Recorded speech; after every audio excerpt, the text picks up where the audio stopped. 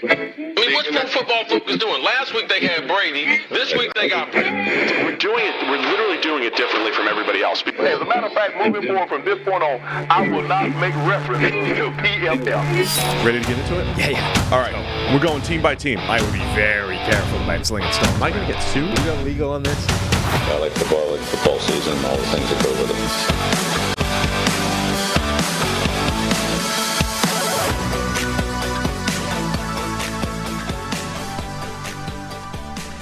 After years developing on the sideline, waiting behind Aaron Rodgers for his chance to start and be the new face of the franchise, turns out Jordan Love might just be the same Jordan Love he was in college. And we saw evidence of that last night on Monday Night Football as the Packers fell to the Las Vegas Raiders on the road. We're going to talk about that as well as some draft offensive tackles and breaking NFL news with Justin Jefferson headed to IR. And to do that, we need Trevor Sikkema. How's it going, good sir? It is going well. Enjoy these Tuesday football chats with you. We got some great things to talk about with Monday Night Football. You mentioned the breaking news. That's going to be fun to get into because as a draft guy, there's a fun little draft angle that goes along with that breaking news for the Minnesota Vikings that I know we'll get into. So it's all good, my friend. Appreciate you having me as always. How do you think the cold opens are approaching? You have various people out in the world that are like the people you look to as, Rich Eisen, right? Phenomenal host, amazing host. That's the kind of guy you'd look to on the outside world. But internally, I think you are the spearhead when it comes to hosting PFF NFL shows. So, I look to you for advice. Look, I think the cold opens, great strat. Love that you guys are doing them. We're doing them over at NFLSE as well. Oh. And ours are a little more ridiculous because we have the ability to film the whole show and then pick out the most ridiculous moment as the cold open. Like last week, we had a segment where we went over the meme. You pick 2 to protect you and the rest are coming to kill you, and it's like 10 alligators, 50 eagles, like 3 grizzly bears, 5 gorillas, like 1 guy with a gun, 10,000 rats. It's like a bunch of these different categories, and you have to pick 2. So like the cold open for our football podcast last week was Connor going, honestly, gorillas are slept on. The strength of the 5 gorillas, you really cannot match that. And like, that was it. Like, that was the cold open. And people were like, wait a second. What is this is this a zoology podcast? What are we going into here? There's I would listen to a whole podcast that's just discussions on each one of those ridiculous things, because it's always like here's the 15 different animals and numbers of them. You got to pick one to defend you, and the rest of them are all coming to kill you. Right. Or God, that my voice is done. Or that thing of what's the toughest animal you could beat to death with your own hands, right? I would listen to a podcast. It's just 2 people talking that out. Particularly if one of them was Steve. Have you and Steve not done that? I'm very surprised if you have not. I don't think we've done it on the podcast. I would certainly be fascinated to find, because Steve, I think it's a different answer to regular people. Right? Correct. I think you're a lot more feisty than Steve is, but Steve is just taller. So I think the arguments for both are very different. Quinn, let me know the next time they do a mailbag on this show, and I will create 80 different emails to just spam the same question. It's tomorrow. So that they it's have tomorrow. To Send them in. Okay, good. NFL podcast at pff.com. That's your email address. Fire in the email, and we will find out what animal Steve thinks he could beat to death with his own giant meat ham hock hands. Anyway, I already can't wait for my show of this to be over to get to the next one. Before we get to that, we got to talk all about the most important thing you could be doing right now, which is not talking about beating animals to death. It's about securing your family's financial future, starting with life insurance. Fabric by Gerber Life makes it quick, easy, and affordable to protect your family so you can get back to enjoying life. Fabric was designed by parents for parents to help you get a high-quality, surprisingly affordable term life insurance policy in less than 10 minutes. Fabric has flexible policies that fit your family and your budget, with quality policies like $1 million in coverage for less than $1 a day. Get your personalized quote in minutes and then apply when it's convenient for you. It's all online and on your schedule. You could go from start to covered in less than 10 minutes with no health exam required. Join the thousands of parents who trust Fabric to protect their family. Apply today in minutes at meetfabric.com/PFF. That's meetfabric.com/PFFNFL even. meetfabric.com/PFFNFL. Policies issued by Western Southern Life Insurance Company, not available in certain states. Prices subject to underwriting and health questions. So NFL podcast at PFF.com is where to send emails, or you could join the podcast Discord. You'll find the link to that in the description of this show. And don't forget to check out the YouTube videos that I'm firing up as well. You watched the TO one last night. I did, yeah. You sent me over the little solo video that you're doing. I see what you're doing. You're trying to branch out from Steve, like, members of NSYNC or Backstreet Boys. You're trying to Justin Timberlake, Steve Palazzolo, and I understand why you're doing it. Sometimes you got to go and get the solo money. But no, that video was great. If people have not seen it yet, you make a very intriguing and compelling case as to why Terrell Owens might have actually, and maybe should have actually, had more of a legit shot to catch Jerry Rice's crazy NFL record. So you can find that on my pinned tweet on Twitter at PFF_Sam. There's a Dan Marino one out there as well. And taking requests. I got to figure out what to do next. But let's get into to Monday Night Football. The story of this game to me really was, maybe after all of this, Jordan Love is just Jordan Love. Yeah. It's hard to say, like, oh, okay, this guy's a quarter of the way through his first year as a starter, let's write him off. Sure. But at the same time, all the time that he had to sit behind Aaron Rodgers doesn't make it easier, because it's not like he's a rookie. He's been in the league for a long time. And I understand there's nothing that really prepares you for regular season action like regular season action. If you don't get it, there's not really a time limit for you to be a good quarterback. But it's tough, especially when you look at what the Packers want to do. And our esteemed colleague, Brad Spielberger, tweeted this out, because this is a stat that I wanted to look up immediately after the game. My guy was on top of it. Jordan Love is 6 of 24 this season on passes of 20 or more yards down the field with 2 interceptions and no touchdowns. Charted as accurate on 5 of those 24 attempts, which is the 3rd lowest in the NFL. This is a team that wants to open things up. And I think that you can tell in Love's willingness and also vision to continue looking deep down the field that is what they want to do. You look at the receivers and you say, okay, Romeo Doubs, Christian Watson, Jaden Reed, like, these are guys that you push the ball down the field with. Luke Musgrave's a tight end. I know he's a rookie, but like, when you talked about what his scouting profile was, this was a really good athlete tight end who was going to help you stretch the field vertically up the middle of the field. So the Packers have a lot of these players that are these deep threat players. They want to be a vertical offense. But Love very clearly is just not hitting these passes. And sometimes you can say, all right, maybe it's lack of confidence. He's still getting things down. But other times it's just been straight up misses that I've seen throughout this season. So it's always more glaring when it's after a loss, right? You go back to that New Orleans Saints game, and let's be honest, they probably should have lost that game. I don't mean to say that to take things away from them, but if Derek Carr doesn't get hurt in that game, I know Jameis didn't play terribly, but Derek Carr doesn't get hurt in that game, you figure the Saints are probably at least going to get a field goal at some point in that second half, and that would have been enough points for the Packers to not be victorious in that game. And Jordan Love was up and down, but it was the scoreboard at the end that made people go, look at what Jordan Love did, all this comeback. He's well on his way. And I liked what I saw from him, but it wasn't perfect. Now, when you lose and it's not perfect, then all of a sudden the fingers start to get pointed, the magnifying glass comes out, and you really start to break down all the different stats and where you failed. And so I don't really know if Jordan Love is any different than kind of what he's been throughout the first part of the season. They just happened to lose a primetime game against a team that they absolutely should have beat. So it's going to look worse by nature. No question, I think that's the part of his game that is failing the most, and that's the part of his game that needs to get better, because it's clearly what Green Bay wants to do. But just not a good showing overall in Green Bay. Even a bad effort from the Packers should have been enough to beat one of the least talented rosters in the NFL in the Las Vegas Raiders. And it just wasn't last night.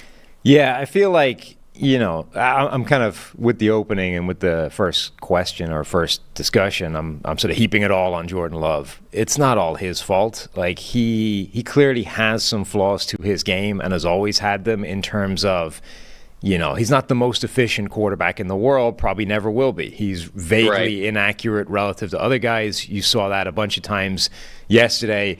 A lot of it's kind of his own creation, like he tries to throw off platform, and while some quarterbacks can do that and still be accurate, Love can't. So he misses a lot of throws, and now you're combining that with a young group of receivers who, while talented, are leaving plays out there on the table. Romeo Doubs has a drop yesterday. Musgrave has a drop. Christian Watson is incredibly talented in terms of physical size, speed, threat, but is not actually the best ball skills type of receiver in the world. So you're pairing a reasonably inaccurate quarterback that's going to leave some plays on the table with receivers that are leaving plays on the table, and now a banged up offensive line is kind of killing some plays stone dead, so those ones are off the table, and now you're just sort of slicing, piece by piece by piece, layers of efficiency out of this offense. The offensive line's also obviously hampering the run game. And it's taken too much of a toll now, and there's just not enough there to overcome the mistakes they're making. Yeah, I agree. I don't think, when the team is not where it needs to be, the quarterback always seems to get a lot of the blame for things. And I think Jordan Love is taking, for as much as he hasn't been perfect, I think Jordan Love is taking an unfair share of the blame for the team just not being good. You mentioned the offensive line's banged up. The receivers, okay, promising, still young. They're still figuring out. They're still not consistent. And I still think that even if their receivers were clicking on all cylinders, I would still tell you they're missing a wide receiver one.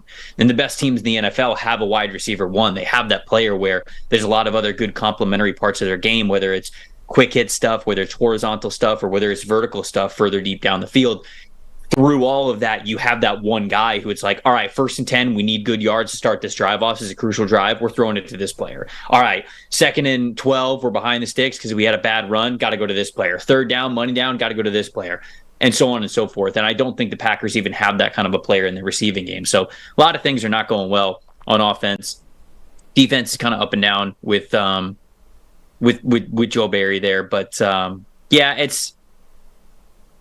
I just don't. I feel as though Love is getting a little too much blame, even though he is to blame. Right. If that makes sense, it's just not going well in Green Bay. And like I said, it's not like the train. It's not like the train's falling off the tracks. But it always looks worse when it's a primetime game that you lose against a team that you absolutely should beat.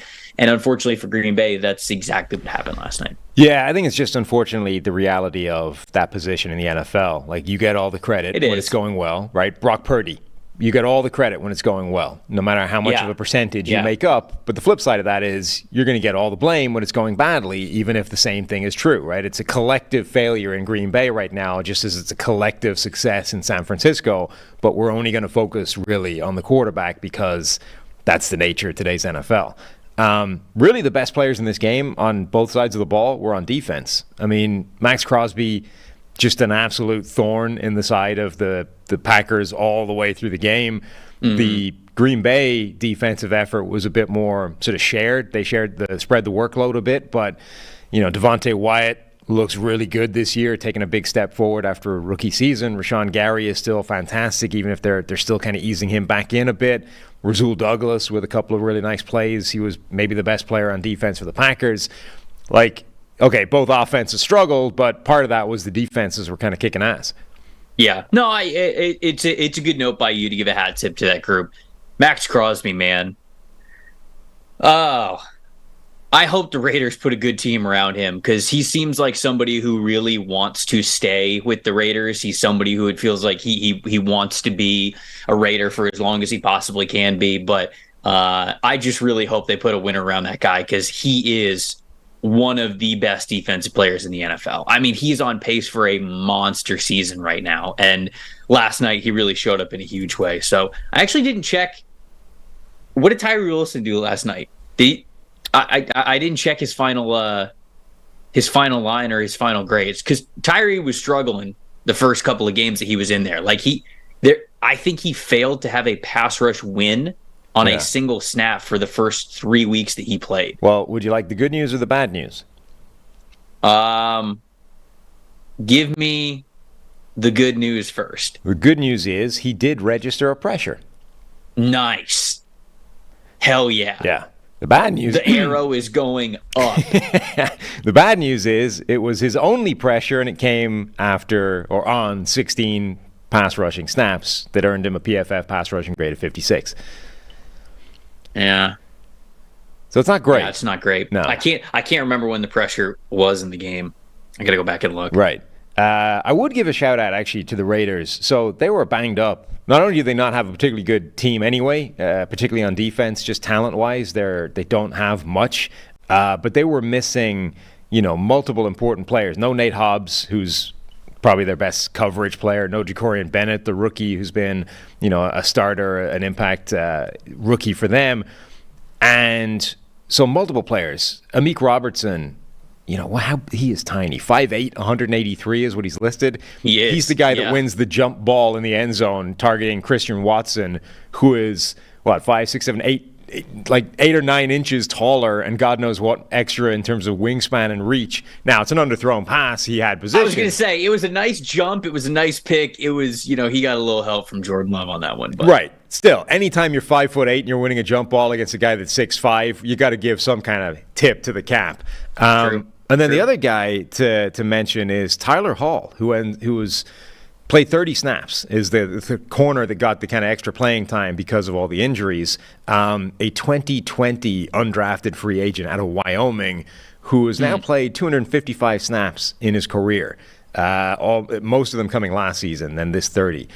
He's grading well, and he made some nice plays. He was targeted 3 times, gave up just 1 catch for 4 yards, had a pass breakup in there. So anytime you got to go to the bench, particularly in the secondary, it's usually like a red flag, and that guy's going to get picked on and targeted and attacked. I mean, Tyler Hall held up well. Good for him.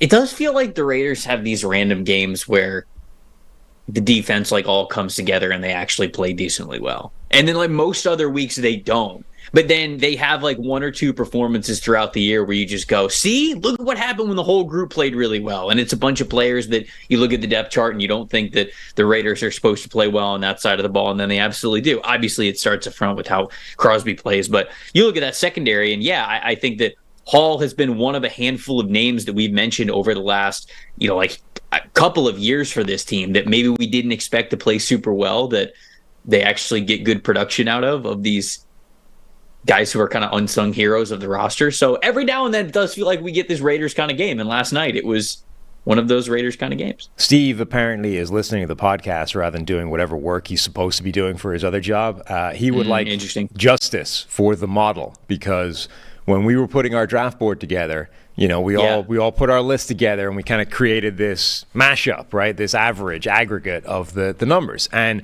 we effectively bullied Steve into changing his rankings, because when he put Tyree Wilson at 126 overall, it was like throwing off the big board. And we're like, that's too much. That's too much Tyree Wilson hate. None of us love him, but that's going too far.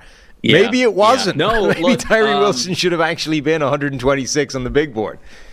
Look, I'm certainly not saying this to take any sort of victory lap or anything like that. I'm not. But Arif Hassan, who does the consensus board every year with a lot of media members, he'll get as many big boards as he possibly can, and he'll put it into a Google Sheet and make a big consensus board out of it.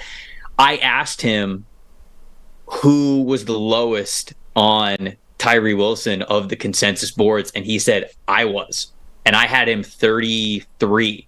And I think 33rd overall on my big board, and I was the lowest of all of the consensus boards that they had on Tyree Wilson. And Steve's out here having him 126, and the guy can't even register some pressure. So, look, Steve, as the lead draft analyst now, I need to peer into the model a little bit. You need more access this to year. the model. We need to collaborate a little bit more with the model here this year. No, I think that's absolutely true. You need early access to the running sheet that has the model details. So it's not even worth watching this guy anymore, right? You might think he's a consensus top 5 selection. No, model is out. We're done. He can't go any higher than 200 on the big board. That's where we are at this point.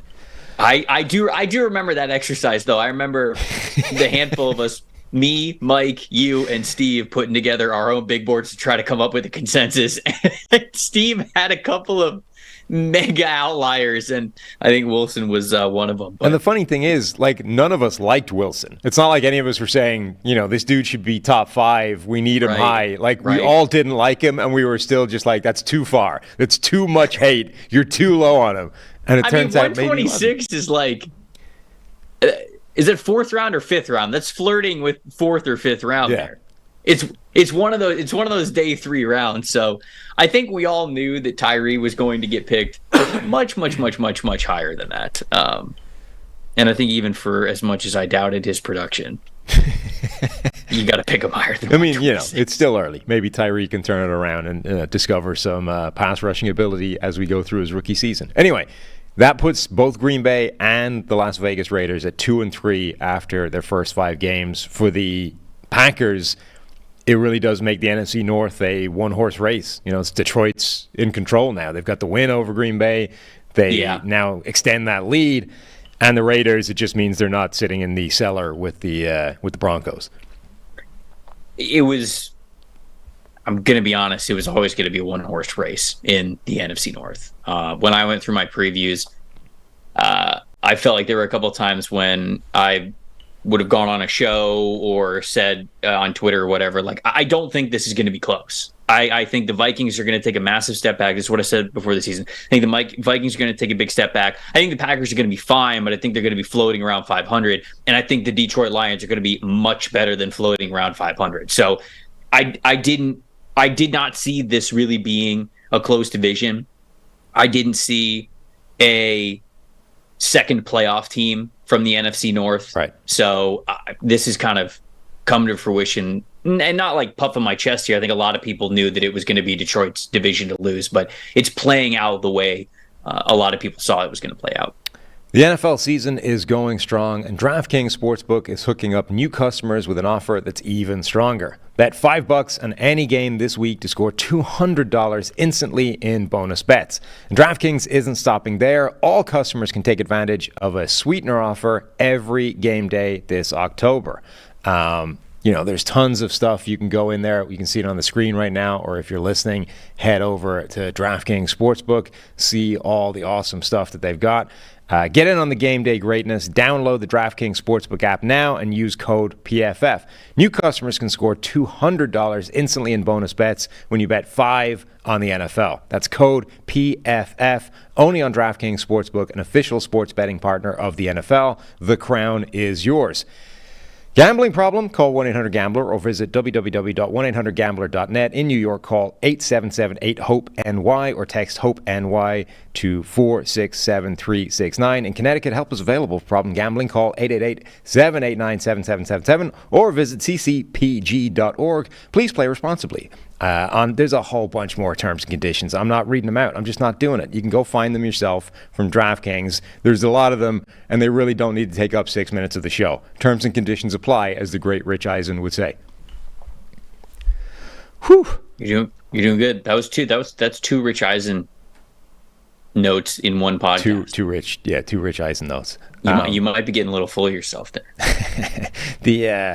I only realized as I was saying it live, I don't use the term bucks a lot. Dollars, bucks.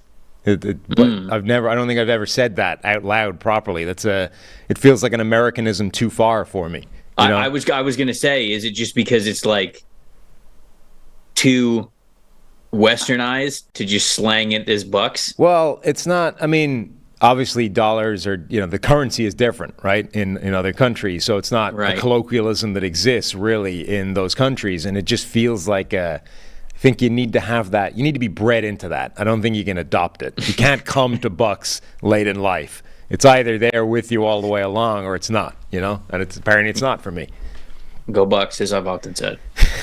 As you've often said. All right. Big news today. Justin Jefferson, Minnesota Vikings star wide receiver, arguably the best wide receiver in the entire National Football League. That hamstring injury that he picked up during the game at the weekend, serious enough to land him on IR, meaning that he will miss at least the next 4 games. Serious enough. No, I'm kidding. I don't think he's faking the hamstring injury. But it obviously does bring up the conversation. Vikings are sitting here at 1-4 now.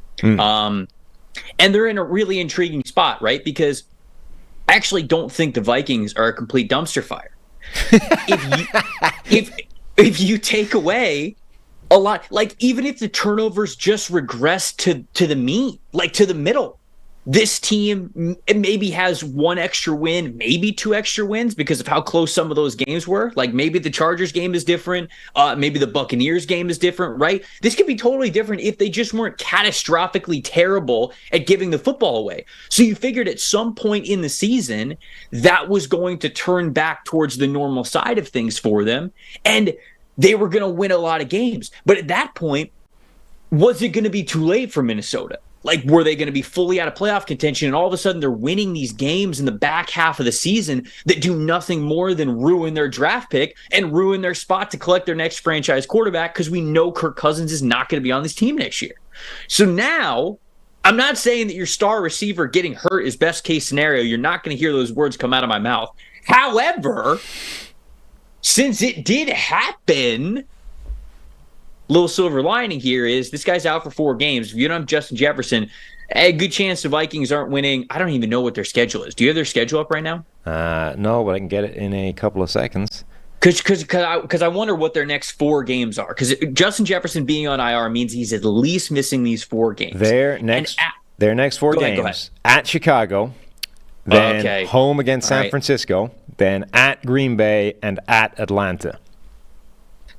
Okay, so, man, only one of those is a 100% guaranteed you're losing the game, and that's the 49ers.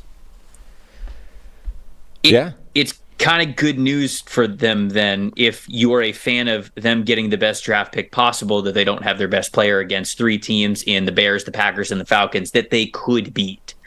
Because if you lose those, if you go 0-4 over this next stretch and you're sitting here at 1-8, all of a sudden you become what I would assume is massive sellers near the trade deadline. And then you are actually in on leading into the rebuild, being okay with losing these games, being able to turn the page and look forward and get the quarterback that you honestly need to jumpstart the franchise. Because you and I have talked about this on this very show. The Vikings don't pick in the top 10 very often. They just don't. And they've never really had that opportunity.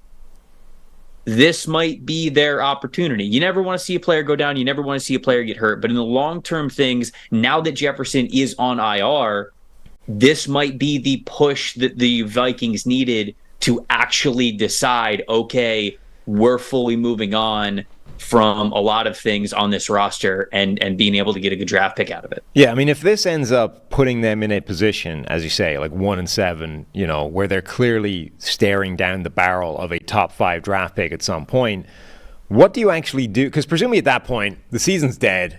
All you're fighting for is respectability. But realistically, at that point in the season, the draft pick becomes more important than, pride. Right? At least in terms of what you want to get out of this. From a player's point of view, it's a different thing. So what do you actually do at that point if you're the Vikings to try and target that draft pick? Because suddenly your entire approach to the season needs to change from an institutional point of view, but the players and the coaches don't want anything different. They still want to win the next game. So how do you actually ensure now that we are officially tanking for this top draft pick? You say you turn to be sellers at the trade deadline. They don't actually have that many pieces that you would, there's not that much to sell on the roster currently, which is why they're losing a lot of games.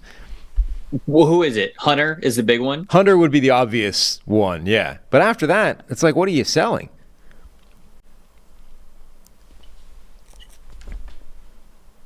Yeah. I think Hunter is the one that you would probably move on from. And, you can think about this too. I don't know if these sides can necessarily collude or agree but Jefferson's about to sign a mega deal. Right? He's probably going to be the highest wide receiver. He's going to sign the highest wide receiver contract in the NFL. If the Vikings are even 2-7, even 3-6 when he's about to come back, like, is this dude really pushing himself to hurt himself more before he signs that contract? No. I mean, I don't want to say definitively no, but at least it's in the conversation. So the way that you really get to that point of saying that you're kind of tanking without fully coming out and tanking is, yeah, you probably sell Danielle Hunter near the trade deadline, and Jefferson doesn't play many games the rest of the season. And I think those are the two important factors for this team if they want to get a draft position that's anywhere close to a quarterback like Drake May or Caleb Williams. The other interesting thing would be if any team is in a position where Kirk Cousins is attractive at that point, right? Because you're moving on from him anyway. You and I have talked about that, and I think that's the correct move, but can you even do that? Yeah. That's the one that might be too far, right? That's the one where you go, okay, you are actively trying to field the worst roster possible. Yes. And that's just not something that we've seen very much, especially in the modern NFL. So I agree with you completely, especially putting Jefferson on IR for the next 4 games, depending on these next 4 games go.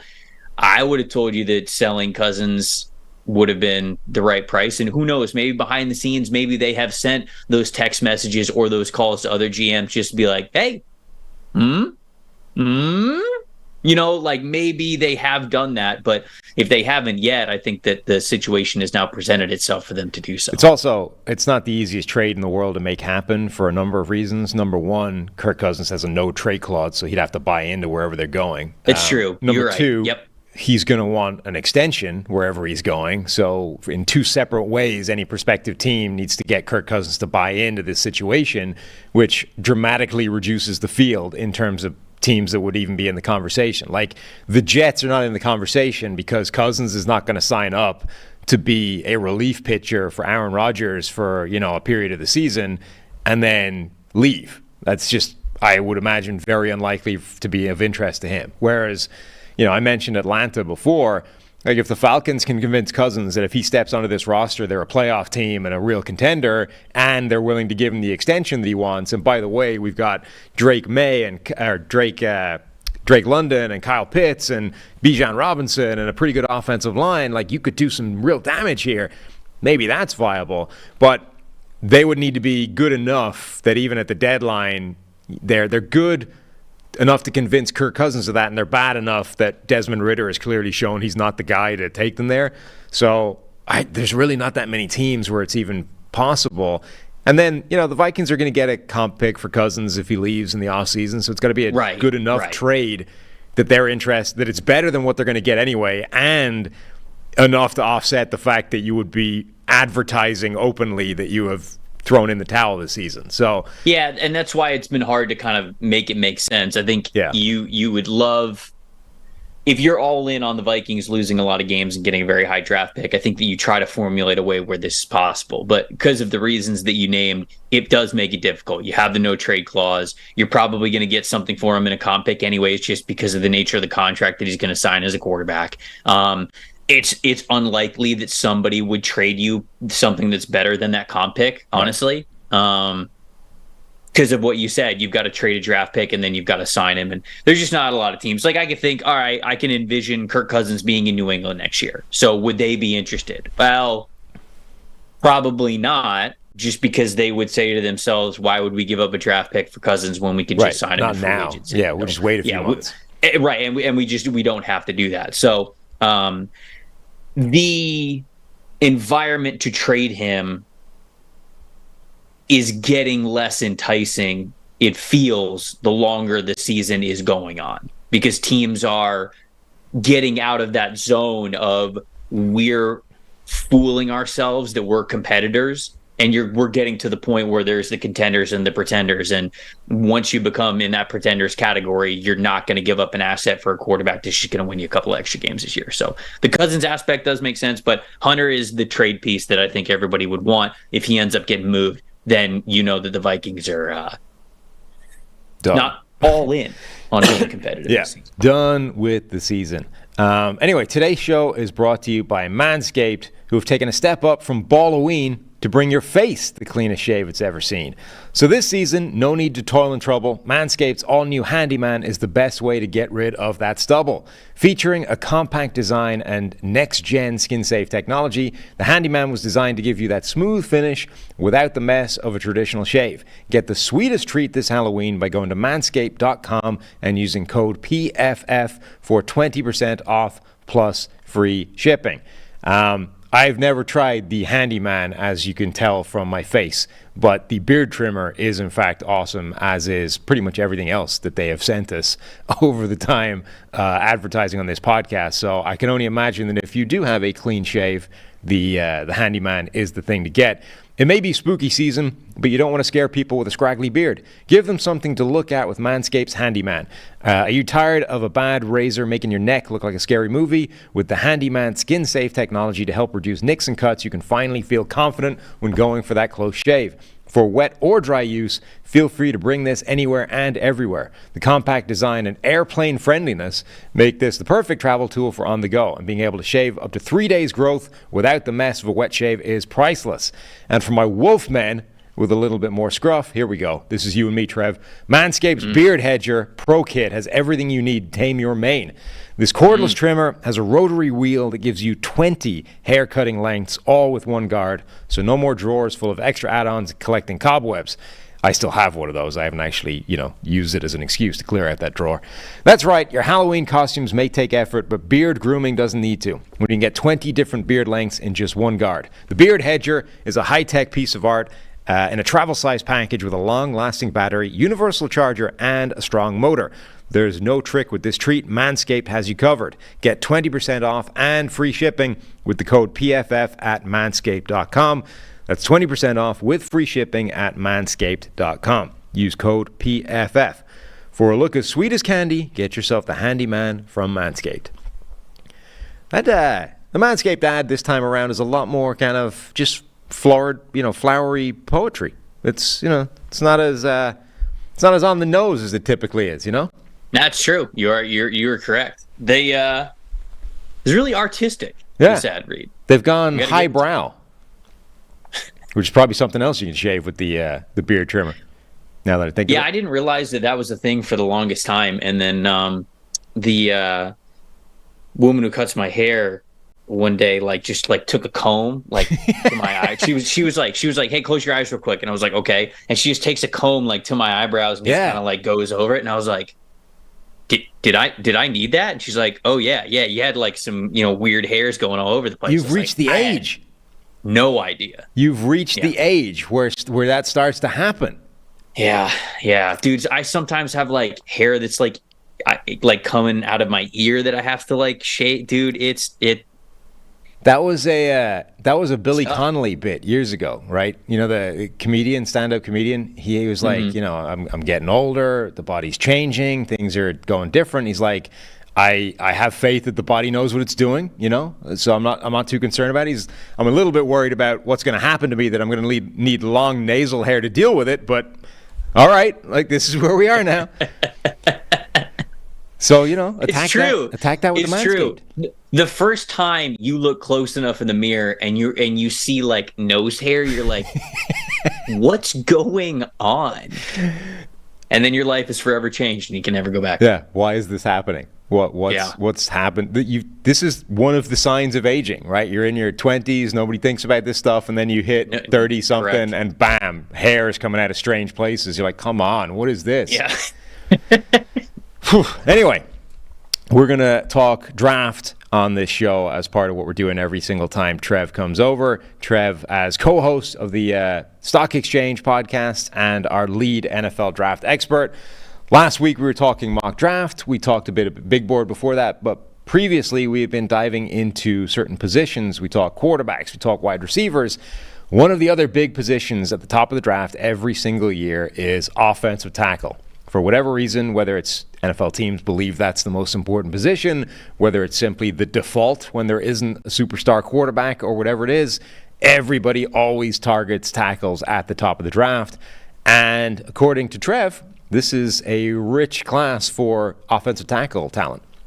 It is. The premium positions, I think, are very exciting in this upcoming draft. We talked about quarterbacks, I think top-end wide receiver talent as well, edge rushers, offensive tackles, and even some lockdown corners, man. All of the positions that you look for as exciting positions, these premium positions that teams covet and trade up for and build their whole draft classes around. It's pretty rich in that category, especially offensive tackles. So I sent you a list of a handful of offensive tackles to watch for this show, and I'm very curious where you want to start, because there's a couple of guys that are the notable names I think everybody knows right now, but then there's a handful that have really risen up the boards, have a high ceiling with what they do athletically, and then there's one player in particular who I'm very curious where you have him watching all of these guys for the first time around, not having any preconceived thoughts on them. Let's start with the two studs, because you sent me an extensive list, and I'm not going to lie, I kind of forgot how long it took to watch offensive tackles, because you can't just watch, there's no short list. The good plays. Yeah, there's no short way of doing it. You have to actually watch quite a lot of plays back to back, and it took some time. So, I scanned through the top guys in your list, and then you had a group that were lower down, that were your sort of next tier down, and I didn't even get to some of those guys. So let's start with the two studs. Joe Alt from Notre Dame and Ole Fashanu from Penn State. My initial reaction is either one of these guys would have been offensive tackle 1 in last year's draft. They are both really good. And Fashanu in particular, I think, is the best athlete and mover I can remember coming into the NFL when he gets there. At offensive tackle, I don't remember the last guy that was better than that. It's actually a really great question. I'm trying to pull this up really quick. Okay, let's see. Offensive tackle. Is there anybody that I would have said a better athlete? Penei Sewell. Sewell is a fantastic athlete, but I even think that Olu moves better in pass protection than Penei did. I'd say the same thing about Darisaw, who I also thought was a really great athlete. Wirfs is obviously a crazy good athlete. But we're talking about some of those best athletes that we have seen at the tackle position over the last couple of years. And the thing was, Sam, is I don't know if you knew this, Olu could have declared last year. He was just a redshirt sophomore, but he was still draft eligible. He could have declared, and he got a first-round grade. And he still opted to go back to Penn State. He's very young. Last year was 2022 was his first time as a full-time starter. So maybe he just loves college. Maybe he wants to get his degree. I don't know what it was. Maybe he just wants another year of playing college football, because you only get to do this once in a lifetime. But he ended up going back to school. But I agree with you. He would have been offensive tackle 1 last year. The way that this guy moves at 6'6", 320 pounds in pass protection is about as good as I've ever seen since I really started to scout guys seriously. The foot speed, the balance, the hand speed, the counters, the way that he takes contact, the way that he could dictate contact. I mean, you get some of these rushers that are 6'3", 240 pounds, who are very clearly more nimble than he is, have less weight on their body, and they are trying to attack him on the outside shoulder and get him to full vertical drop, and he beats him to the spot every time. Now, I'll tell you this. It probably helps that Olu Fashanu in practice goes up against Chop Robinson, who is the most explosive edge rusher that we have in this class. He's the most twitched up, explosive edge rusher. And so getting to go up against him every day is kind of like an iron sharpens iron thing when you look at how good Olu is at pass protection. Now, I'm wondering if this kind of caught your eye as well. He is not as imposing as I feel like he could be in the run game. He just doesn't bring that strength, that mean streak, and I feel like he can. There are times when I see that strength level from him as a pass protector, but then when it comes to being a people mover on the line of scrimmage for run blocking, it's not that same sort of mentality. And I think we see the run blocking grades have been low for Olu over the last couple of years, even with him grading out as an elite pass blocker at the same time. So that's really the only worry I have on my scouting report with him is I just wish he had a little bit more of that mean streak as a run blocker, because as a pass blocker, you could not ask for anything more with a player coming out of college to the NFL. Yeah, I was just scanning down the list of offensive tackles drafted by year, and I think the first guy I come to that I would even consider being on the same level in terms of, so it's not just athleticism, but it's the fluidity of movement, it's the just being the technique, the technician. It feels weird to say like, oh, Tristan Wirfs isn't as athletic as he is, because that's a weird statement to say, because he is, but fluidity is the better word. So I didn't mean to cut you off, but like that's the perfect word to describe it. It's because Blake Freeland last year was like one of the best athletes we've ever seen at the offensive tackle position, but like on the field it's not quite the same thing. But the first guy that sort of has that entire package of technique, athleticism, fluidity of movement, all that put together, that I would even consider being on the same kind of level is Tyron Smith back in 2011. So you're going back over a decade before you get to a guy that you would even think about being in that same category as him from a pass blocking standpoint. And if you go past Tyron Smith, maybe Trent Williams you would think about before. Honestly, I think he's better than Trent Williams was coming out.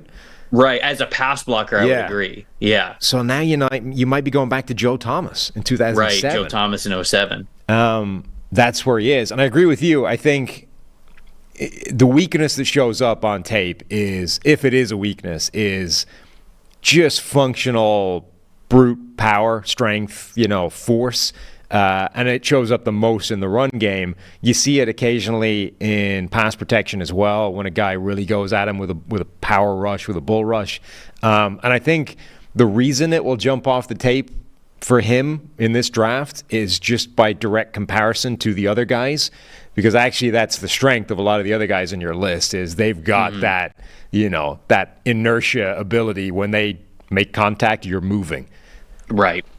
Yeah, I would agree. And I mean, that's something that Joe Alt does very well. Yeah. Joe Alt's measurables, the offensive tackle from Notre Dame, 6'8", 315 pounds. I mean, this dude's just a massive human being. And he's a former tight end. He played tight end in high school. He played offensive line as well. He moves over to offensive line for Notre Dame. He's starting very, very early at Notre Dame. I believe he started as a true freshman that entire season. I know he started for a little bit, but you see the PFF grades right there on the screen.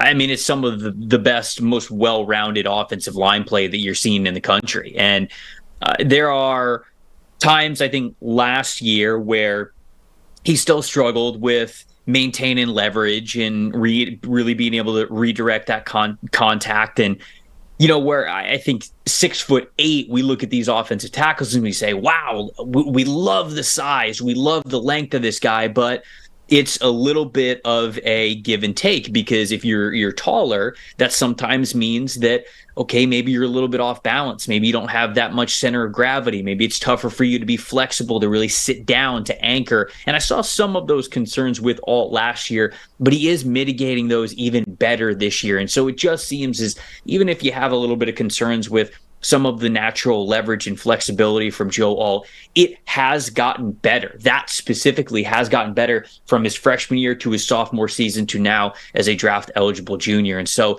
when you see that sort of progression in the area that you might have the biggest concerns over, there might be a physical limit that you hit, but you feel very confident that you're going to get the best version of a really, really talented player. And when that's the case in a game of the NFL draft, that's a risk for guys that you select. You're going to take that every time. So I think both of these players are future top 10 overall picks. Yeah, it's funny. First impressions are powerful, and his first game this year was against Navy, right? So I flip on the tape, and like the first few snaps I see of him, you have this like giant monster blocking these like poor Navy midshipmen. They're like my size on the edge. It looked like it looked a lot like to the troops. Yeah, what it was. It looked a lot like I would imagine me and Steve running pass blocking drills would look like. You know, the same kind of dynamic in terms of size versus size.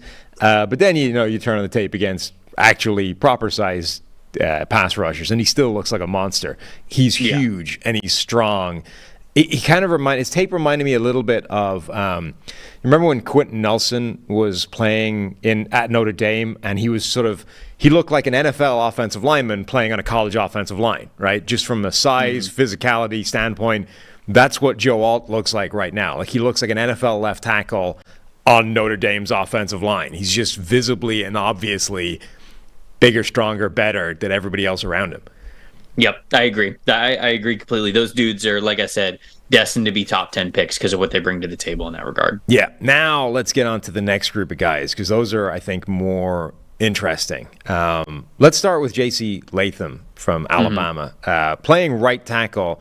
The very first thing I thought about this guy is he's a guard. I mean, he looks like a guard. He's built like a guard. I think he plays like a guard. Maybe they'll keep him at tackle in the NFL, but I don't normally necessarily think this about offensive tackle or offensive line prospects coming out of college, but I'd be surprised if he isn't playing guard in the NFL. The thing about Latham is I actually think he moves really well for his size, which is he is 6'6", and I think he's up to like 360 this year. Yeah. They had him listed at 335 the previous season, and I think he bulked up another 15-20 pounds, and he's around 360 now. If he wants to play at 360, he might be a guard, but I don't think he has to play at 360. And I already think he moves well enough as a 360 pound player to where I do agree with you that he physically looks like a guard, but he moves too well at that weight for me to just say, all right, let's throw you inside. I'd much rather when he gets to the NFL, because I don't exactly know why he's trying to play between 350 and 360, because I don't think he needs to. I'm wondering if in the NFL they go, okay, you're going to lose 20 or 30 pounds. We're going to bring you down to 330, and we're just going to do it in a way where hopefully you maintain still a lot of that strength, but you're even faster, you're more nimble, you've got better core strength. And at that point, the movement skills are what I really like from Latham. And there's some inconsistencies there. You know, I still think that he's working through hand usage and how should I say that? Hand placement's another way to say it, like specifically, because I feel as though that his strike timing can be a little bit off. He can get a little bit caught. He's an offensive tackle who over the last 2 years has given up more pressures, I believe, than a lot of the other guys that are a little bit higher on this list. But to me, it's all things that are teachable, especially for the type of athlete that he is from what we see right now between 350 and 360. So not a perfect player, but somebody who I am very, very intrigued by. And again, this is the kind of big, giant athlete that you take in the first round and you kind of figure out what the best weight for him would be, what the best position for him would be. And I still think you're going to get a great return on investment, whatever that is. Yeah, he's definitely really strong. He's got some of that DeJuan Jones to him where he gets himself out of trouble with the strength and with the, I don't know what his arm length is, but his arms actually look long relative to the rest of his body. I think that's why he's a tackle. That's why you'd play him at tackle before you'd move him into guard. That's my thoughts. He does have this really weird body shape, though. Like the weight, and I didn't realize it was that heavy. Like I knew he was big, but I hadn't looked him up what his actual measurables were or listed size was. It's all like lower half. Like the dude has an ass the size of a planet. Okay. Alabama has him listed at 360 this year. Last year, he was listed at 326. Wow. So that his freshman year, he was listed at 325. His sophomore year, he was listed at 326. And now he is listed at 360. I don't know why he's that big. He doesn't need to be that big. I wonder if he's just, classic college bulk and cut. and he's just right in the middle of a bulk plan. Right. He's getting up to 360, and then he's going to slim down, and he's going to have a six-pack at like 320, 325 and be able to play right tackle out there. Yeah, summer is when you slim down for the beach bod. You don't do it now. Yeah, it's the winter bulk, baby. We're talking 2 peanut butter and jelly sandwiches before you go to bed every night, glass of whole milk. You'll be 360 by no time. I will say it was an interesting contrast. I do agree with you that his movement skills are pretty good, certainly for that size. He does, however, look very heavy on his feet. It was like the opposite of Fashanu, right? Fashanu's got that nimble, fluid moving, looks really light on his feet, constantly, floats across the ground. Latham, every step looks like it's coming down with 363 pounds on it. He reminded me, the way like elephants can't jump? They've always got to have one leg on the ground at all times. And it's this like slow, deliberate step. That's what Latham's like. One foot is always planted on the ground with 363 pounds firing through the turf. And then the other one moves over here. And now we can just relocate the weight.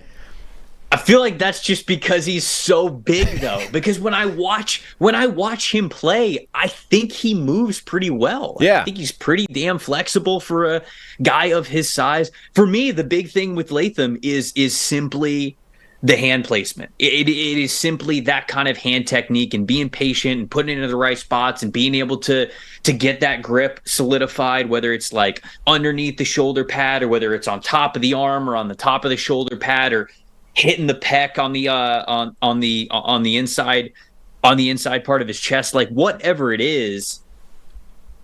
That's the area that I'm actually concerned about. I'm not really concerned about a weight. I'm not really concerned about the movement skills. I'm concerned about the consistency with his hand usage and really like locking guys down, because he struggles to still do that in college.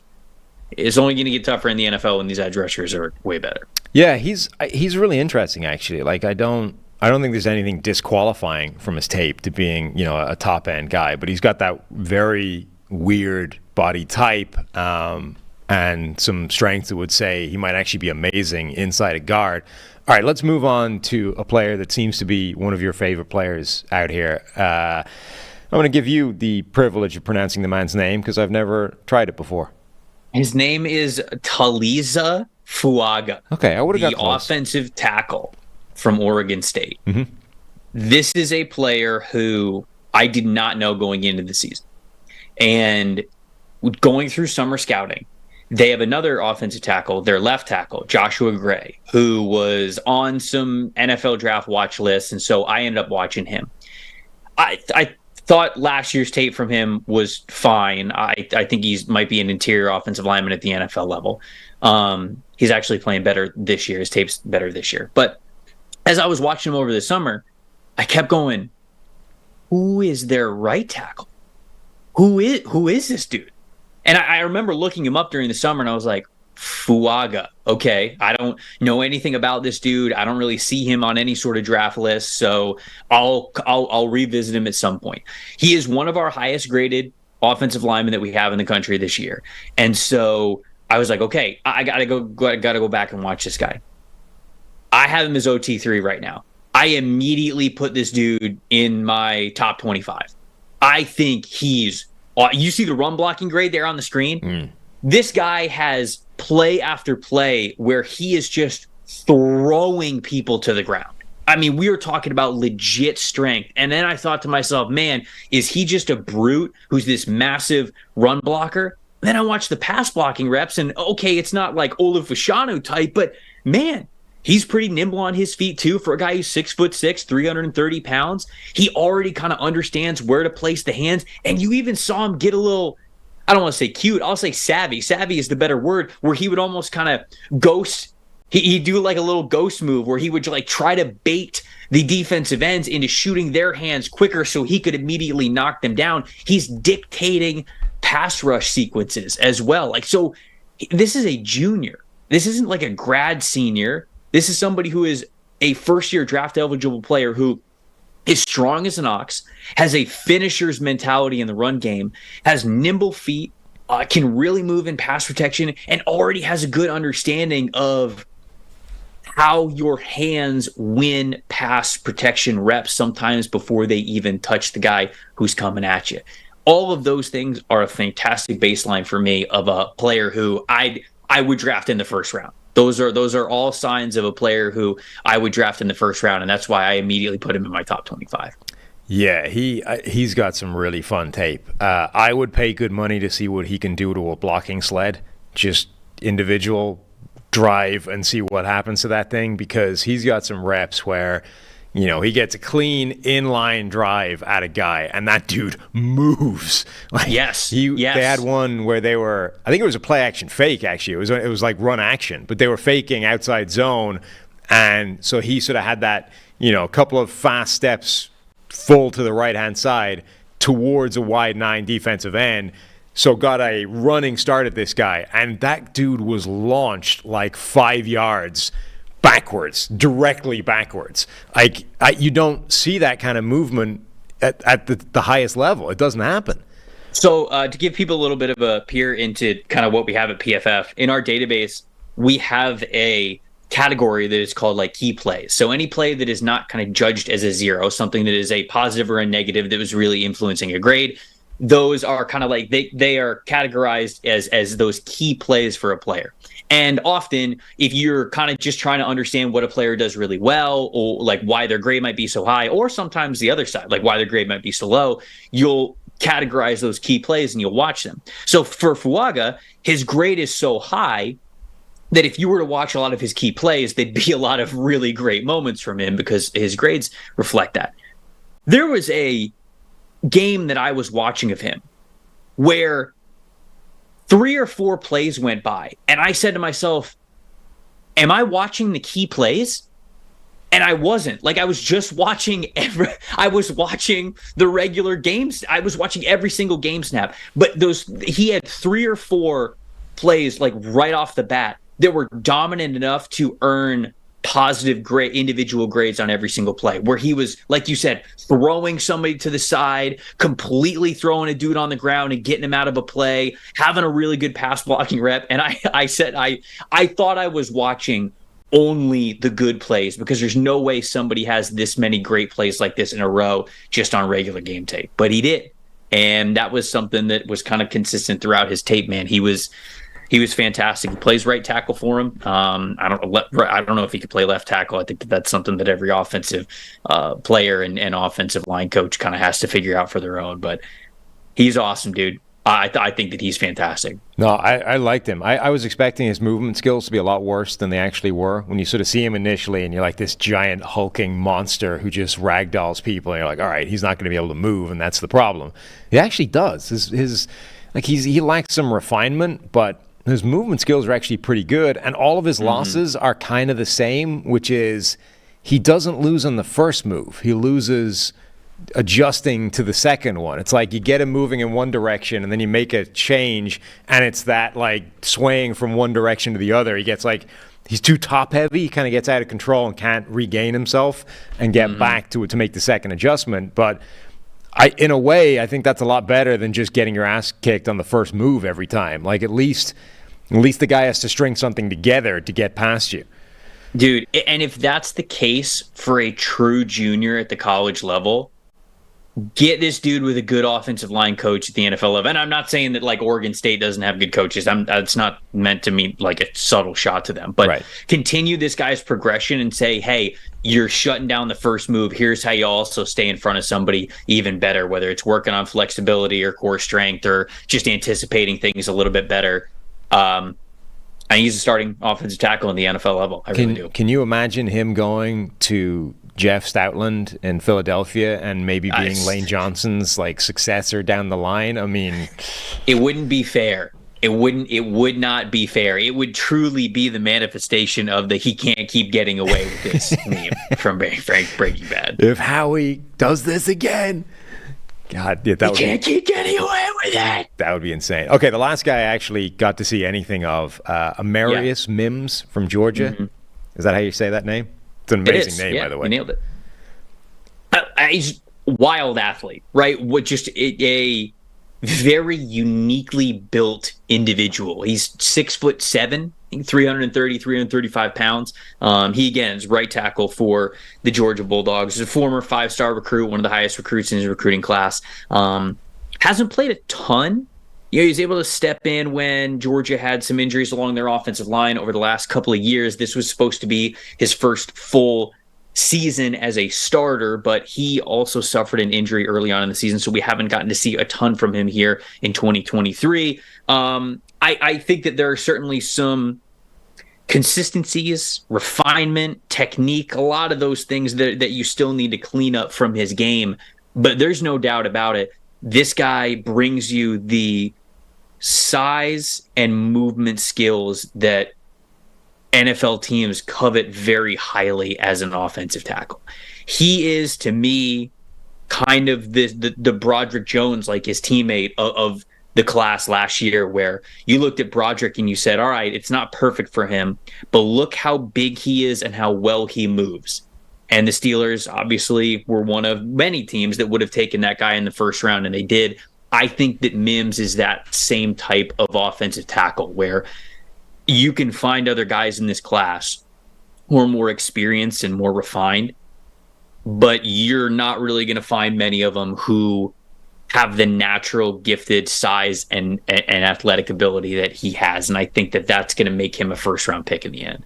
You know, the thing that a lot of those sort of O-line Twitter guys use is like a kind of hashtag that pass protection isn't passive, you know, and they find these plays of these guys going looking for work and decking people and decleating them.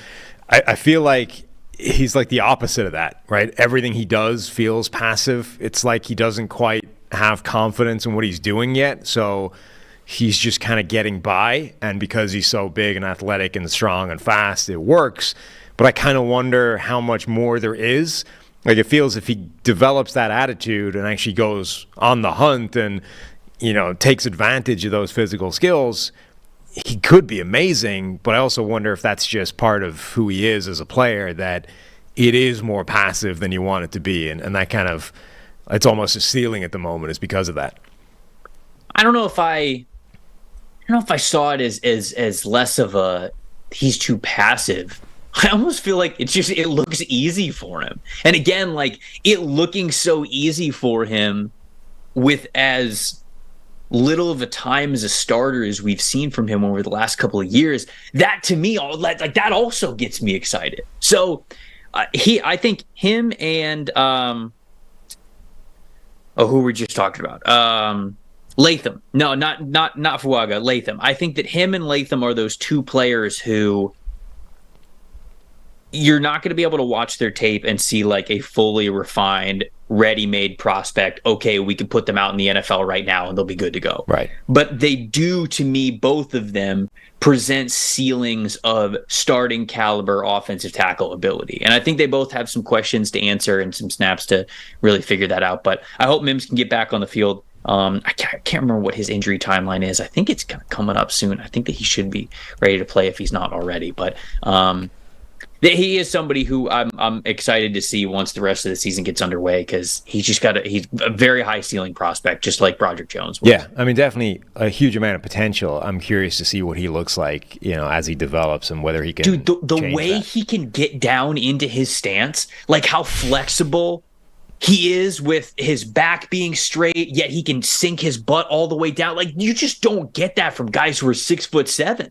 A lot of times when you have players who are above 6'6" in the offensive line, you know, they're hunched over. They can't fully sit down because they can't get their feet wide enough, because it's hard to do that when you are that tall. But Mims, you see him down in that stance where he's got his hands, or he's got his arms sitting on his knees, and yet he's fully sitting down in his stance. It's wide, it's powerful. That back is flat. His chest is up and in your face, so he is ready to just engage every part of his body to try to generate as much power as possible. Now, I'd like to see more power, like you mentioned, but it's those natural things that I just gravitate towards, especially for these guys that haven't played a lot yet. And I go, man, if that's the baseline that we're talking about here, that is a chance that you take pretty high in the NFL draft, because that's a lot more rare than some of these other guys who might be more refined but don't have the athletic ability to hang in the NFL level. Yeah, I can't hunch down like that, and I'm 5'11", so it's pretty impressive you're 6'7". All right, you had a few more names that you gave me in your list that I didn't get to. Why don't you give me the Cliff Notes version of the guys you've got left, and then we'll get out of here. Okay, I'm scrolling up to find the list. So Okay, now I have it. Okay. Jordan Morgan from Arizona. He's somebody that I think could have been a draft pick last year had he not torn his ACL in November. He recovered from the ACL injury and was able to start right away this year for Arizona, which is pretty impressive. Played really well last year. I thought the previous years before that, he was not really a guy that the NFL was coveting in a big way, but last year's tape looked great. This year, he continues to look great. Bigger, stronger guy. Doesn't move as well as the guys that we already mentioned here on this list, but a really solid offensive tackle guy and a day 2 prospect, I think. Patrick Paul from Houston, he's another guy who he's somewhere around 6'7". I can't remember exactly what the measurables are, but he is a giant as the left tackle for the Houston Cougars. And a lot of the competition that he goes up against, it's like Joe Alt, where you go, oh, okay, there's Patrick Paul. Yeah, you see him because he stands out like a sore thumb, quite literally. Last year, he graded out really, really well for us. He had a really good pass protection grade, but I was worried about him suffering from big guy syndrome of what kind of we called it before, where he just didn't have that flexibility to stand up straight with his chest out and his back arched and be able to really sit down in his stance to not lose leverage on every single snap because he's a little bit higher. He just looked like he had flexibility issues, and I think that showed up in the run game last year. This year, not only does he still have a great pass blocking grade because of his size and using that to his advantage, but his run blocking grade is also better. And the reason why is because you can physically see he is improved in his stance and his flexibility and everything like that. He is lower at the snap. His back is more straight. He's more upright. You could physically see he knows how to now generate more power from his lower half because of how he is sitting and how his back can now be arched and he's not hunched over and all those kinds of things. So that was super encouraging to me, because a lot of times when you see a lack of flexibility from some of these offensive tackles that are huge, it's not a guarantee that they're ever going to be able to get over that. And for me to see that from Patrick Paul from one year to the next, very, very encouraging for him. I had Patrick Paul outside of my top 100 to go in the season because I was really worried about those flexibility issues. And now seeing so many of them fixed, I have him, I think, right around my top 50. He's at least in my top 60 now. So he is one of the biggest risers on my board because now I am seeing that I think he has the flexibility to get the most out of that frame and that power and be a good offensive lineman at the NFL level. All right, so good year to be in need of offensive line help if you are already looking towards the draft, as you know some franchises and some fans already are after 5 weeks of the NFL season. Trev, it's been a pleasure, good sir. I will leave you to go and compose your draft animal email to nflpodcast@pff.com so that myself and Steve can talk about it tomorrow and find out what animals you better be ready for it. Appreciate it, take down. Thank you, good sir. We will talk to you all tomorrow. Thanks for listening.